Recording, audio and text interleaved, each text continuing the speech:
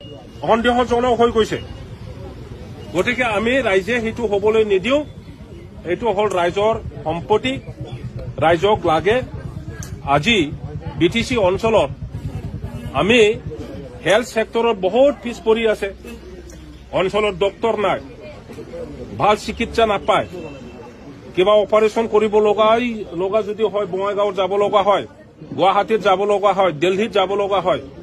গতিকে মেডিকেল কলেজখন এনেকুৱা ডেভেলপ কৰক যে আমাৰ এই অঞ্চলৰ মানুহবিলাকে যেন গুৱাহাটীত যাব নালাগে, দিল্লী মুম্বাইত যাব নালাগে।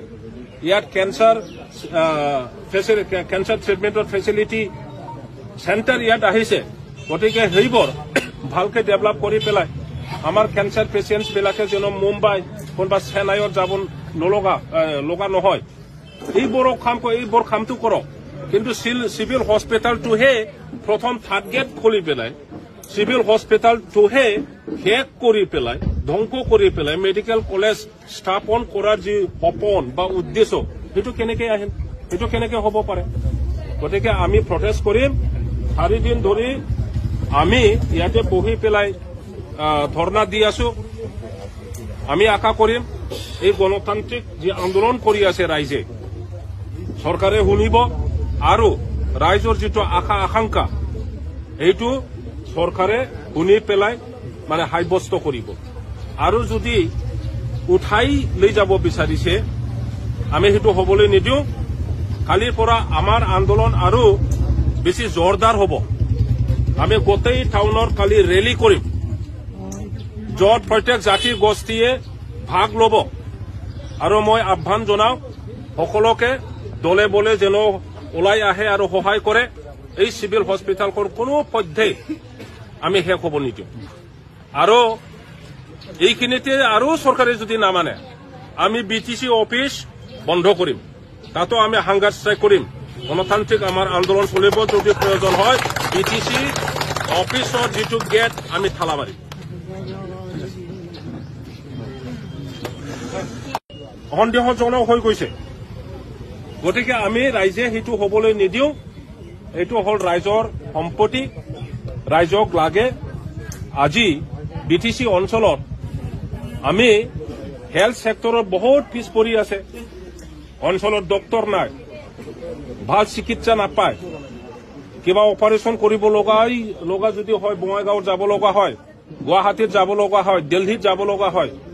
গতিকে মেডিকেল কলেজখন এনেকুৱা ডেভেলপ কৰক যে আমাৰ এই অঞ্চলৰ মানুহবিলাকে যেন গুৱাহাটীত যাব নালাগে, দিল্লী মুম্বাইত যাব নালাগে। ইয়াত কেঞ্চাৰ ট্ৰিটমেণ্টৰ ফেচিলিটি চেণ্টাৰ ইয়াত আহিছে। গতিকে সেইবোৰ ভালকে ডেভেলপ কৰি পেলাই আমাৰ কেঞ্চাৰ পেচিয়েণ্টছবিলাকে যেন মুম্বাই কোনোবা চেন্নাইত যাব লগা নহয়। এইবোৰ কামটো কৰক। কিন্তু চিভিল হস্পিটেলটোহে প্ৰথম থাৰ্ড গেট খুলি পেলাই, চিভিল হস্পিটেলটোহে শেষ কৰি পেলাই, ধ্বংস কৰি পেলাই মেডিকেল কলেজ স্থাপন কৰাৰ যি সপোন বা উদ্দেশ্য, সেইটো কেনেকে আহিল, সেইটো কেনেকে হ'ব পাৰে। গতিকে আমি প্ৰটেষ্ট কৰিম। 4 দিন ধৰি আমি ইয়াতে বহি পেলাই ধৰ্ণা দি আছো। আমি আশা কৰিম এই গণতান্ত্ৰিক যি আন্দোলন কৰি আছে ৰাইজে, চৰকাৰে শুনিব আৰু ৰাইজৰ যিটো আশা আকাংক্ষা এইটো চৰকাৰে শুনি পেলাই সাব্যস্ত কৰিব। আৰু যদি উঠাই লৈ যাব বিচাৰিছে আমি সেইটো হবলৈ নিদিওঁ। কালিৰ পৰা আমাৰ আন্দোলন আৰু বেছি জোৰদাৰ হ'ব। আমি গোটেই টাউনৰ কালি ৰেলী কৰিম, য'ত প্ৰত্যেক জাতি গোষ্ঠীয়ে ভাগ ল'ব। আৰু মই আহ্বান জনাওঁ সকলোকে দলে বলে যেন ওলাই আহে আৰু সহায় কৰে। এই চিভিল হস্পিটেলখন কোনো পধ্যেই আমি শেষ হ'ব নিদিওঁ।